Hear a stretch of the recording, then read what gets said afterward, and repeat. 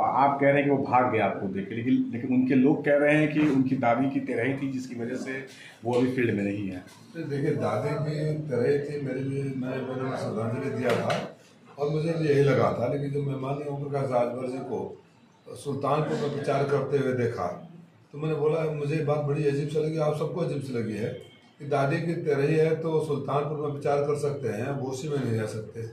नहीं गए होते, कहीं नहीं गए होते भाई। ऐसे मैं उन लोगों में से नहीं होगी जिस मामले पर राजनीति करूँ, लेकिन मौका आप ही देते हैं। आप यहाँ कहते हैं कि मेरी दादी कहते रही है, मेरी माता कहते रही है, और जाकर दूसरी जगह प्रचार करते हैं। आप घोसी में नहीं आते हैं, कभी घोसी की मुसीबतों में साथ में नहीं रहे, घोसी की जनता के दुख सुख में साथ में नहीं रहे, अब चुनाव में भी इस तरह बहाने खोज खोज कर गायब हैं, तो घोसी की जनता सोचेगी ना कि इनको वोट देने से क्या फायदा है, तो हमेशा गायब ही रहेंगे।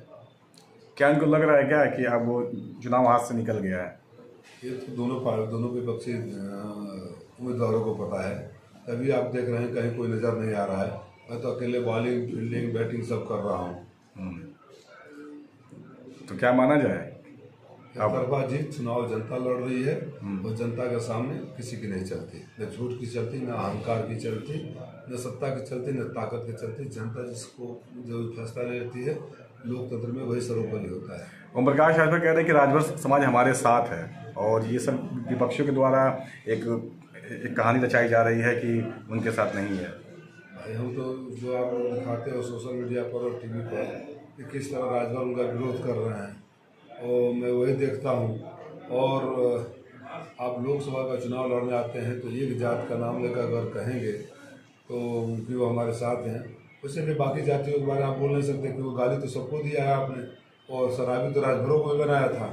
तो जिसको गाली माँ बहन कर दिया, जूते मारने की बात करी, वो आपके साथ कैसे हो सकते हैं? माननीय साथ कैसे? कोई भी अगर आपके बबुआ के लिए वोट डालने जाएगा तो ईवीएम में बटन दबाने से पहले उसकी माँ के चेहरे, माँ के प्यार, माँ का कोप, माँ का आशीर्वाद तो जरूर याद आएगा। तो माँ की गाली सुनकर और जूते खाने की बात कर आपको कोई वोट तो देगा नहीं। तो आप जो भी बोलना चाहते हैं बोलिए, आपकी जमानत जब्त होगी, आपके लोगों की हैट्रिक नहीं होगी। ओम प्रकाश राजभर ने कहा है कि अखिलेश यादव और राहुल गांधी बच्चे हैं, हम उनके चच्चे हैं। आप अपने बच्चों का ख्याल रखिए। आपके बच्चे हमारे स्टार प्रचारक हैं माननीय ओम प्रकाश राजभर जी। आप और आपके बच्चे जितना बोलते हैं उतना मेरा वोट बढ़ता है, और मुझे ये बात नहीं बोलनी चाहिए था। मैं पछता रहा हूँ क्योंकि मुझे जानकारी मिली है। ये बात जब भारतीय जनता पार्टी के हाईकमान को भी पता चली तो बड़ी डांट आप तीनों को पड़ी है। इसीलिए आप लोग आजकल बोलना, घूमना, चलना सब बंद कर दिए हो। अरे लोकतंत्र में चुनाव लड़ने आएगा तो कम से कम जनता के बीच तो रहो।